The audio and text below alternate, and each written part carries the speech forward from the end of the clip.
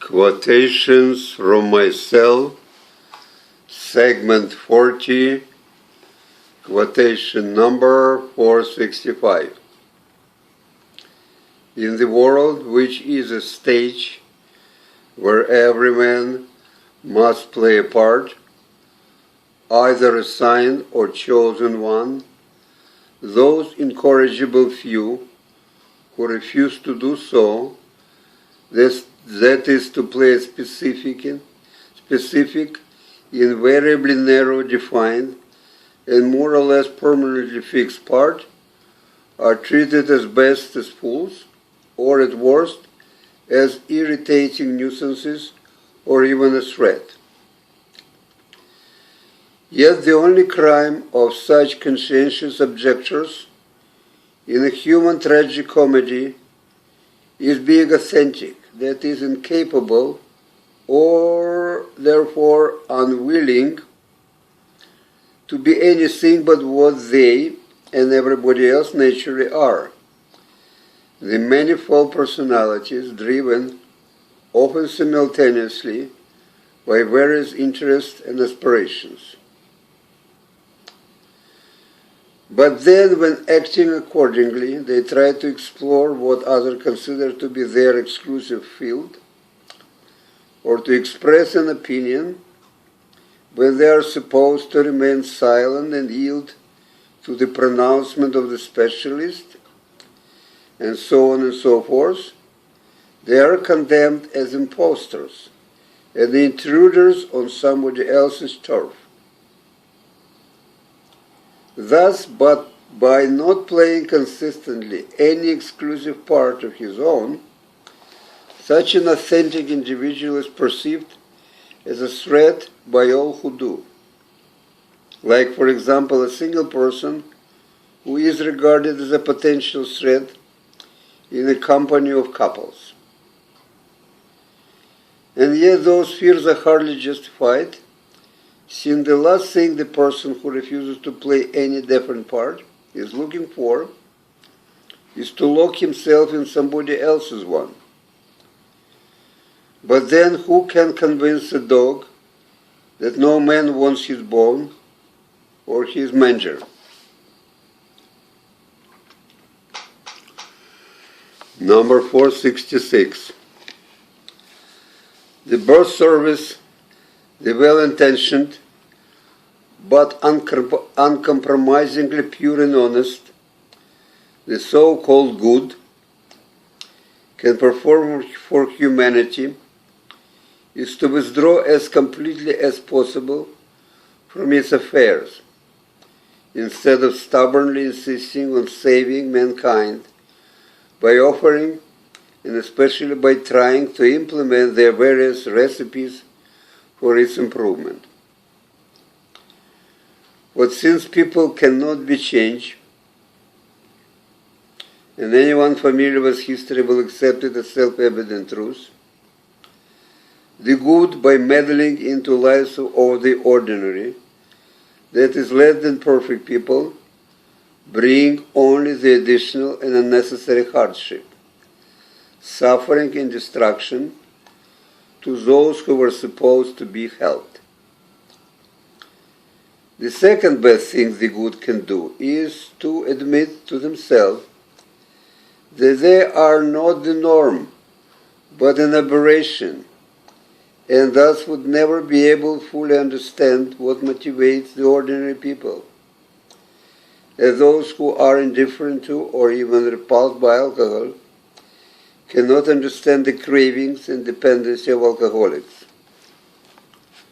Moreover, the good have to reconcile with the fact that they will always be an aberration, and as such, it will be better for everybody, including them, if they leave humanity alone to do whatever human nature makes them to do, however revolting and disgusting it is sometimes. Let Hercules himself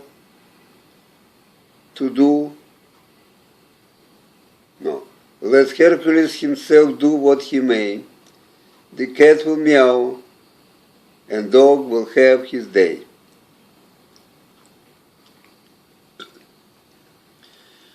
467. The action motivated not by desire and for their own sake, but by necessity and for the sake of something else, will never produce happiness. 468. Anyone curious to know what would have happened if Hamlet had married Ophelia can get a pretty good idea by considering the marriage of Prince Charles and Diana. 469. Humanity is helplessly short of the new plots, but as if to compensate for such a depressing scarcity, is tireless perpetually recycling the old ones, being apparently oblivious to the fact that the endless elaboration of the same few themes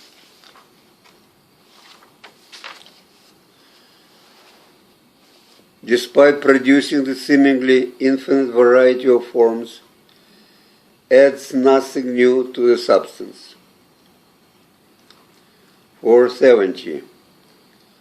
I am going to fight life even if it kills me, which it will inevitably do anyway. 471. Beware of the ambitious mediocrities, for they are the main perpetrators of evil in the world, either by trying to do what they aren't capable of, or by envy, hating, and persecuting those who are. 472. For a poet to be admired by his fellow poets, or for a writer by writers, or for a painter by painters, etc., each has to be sufficiently removed from his colleagues, either in time or in space, or preferably in both. 473. It is not the sensual love of man by another man, or homosexual acts, anal intercourse, etc., in themselves, that are responsible for the indisputable fact that homosexual men on average are more artistically creative than the heterosexual ones. And although homosexuality definitely liberates men from some limitation of the single gender and allows him to display and to experience wider range of emotional expressions, which undoubtedly enriches his artistic possibility, it is rather that alienation caused by homosexuality that evidently triggers the creative impulse. For all pervasive feeling of being an alien, whether it originates in racial, sexual, or any other kind of rejection, forces a man, in order to survive, to find new ways to fit into society that expels him. This, of course, calls for inventiveness, which is the mother of creativity. And when creativity becomes the essential attribute of man, it begins to manifest itself in all his thoughts and deeds, including for those who are artists, in the artistic creative originality. Needless to say, not all homosexuals are artistically creative, and as everybody knows, not all creative people are homosexuals. There is yet another character trait that homosexual men and creative men have in common. Both are existentially self-centered. The egotism of homosexual men is the natural outcome of a choice the heterosexual majority forces him to make. Either give up your inclination, desire, and forsake your very nature, or face the rejection of the society at large, including very often your family and others close to you. Thus, by choosing to remain true to himself, at the expense of losing what the majority consider to be the most valuable thing in life, the acceptance by the others, the homosexual essentially proclaims that the most important thing in his life is the self-fulfillment, and for its sake he is willing to sacrifice anything else.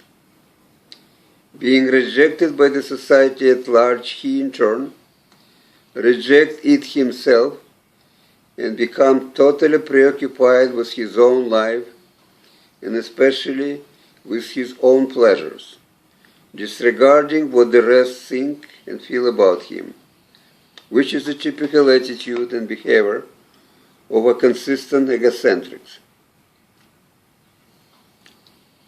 And also the creative man who is confronted by the necessity to make a similar choice. For the numerous obligations the society imposes on man, zoon politikon, a party to the social contract, if he dutifully attends to all of them, would constantly interfere with the creative process by effectively draining all his energy. Consequently, the creative man has to make a choice, either to serve his art, himself, or to serve others.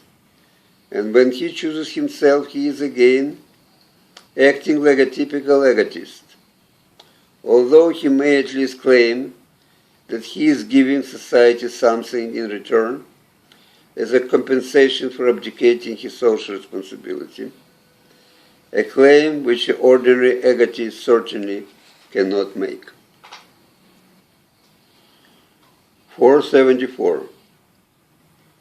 Show me a successful man or a woman, and I will show you the one who has excelled above everything else in the most important of them all art, the art of using others.